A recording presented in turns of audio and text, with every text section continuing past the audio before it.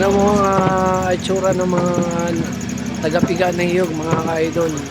Ayan. So, sobrang busy talagang tinutunan nila kanyang lakas. Dahil para maservisyohan lang yung mga customer. Ayan o. Ang dami.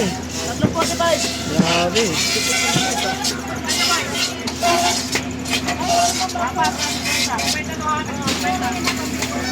Sobrang busy.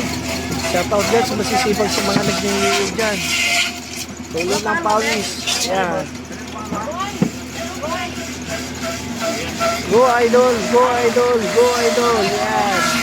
Go piga, go piga, go piga. Ayan.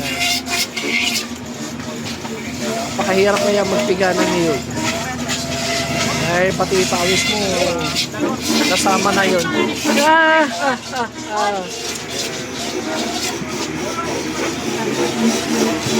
So yun lang mga ka-idol at maraming salamat sa magsalang umaga ulit. Dami dinalag sana. Yung niyog ko wala pa. Daming tao dinatagsa yung mga nagniniyog dahil maraming purpose. Nagagata, nagagata, nagawang malagkit. Siyempre, gatang paksiw. Okay? Tika, okay na yata yung niyog ko. Yun, tatlo. Oo, magkano? 3.45. Oh, okay, sige. Okay, so ito na mga ka-idol. Yung niyog ko, okay? Okay, naalis na tayo.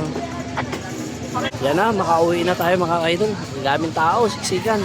Happy weekend, thank you and God bless. Bye.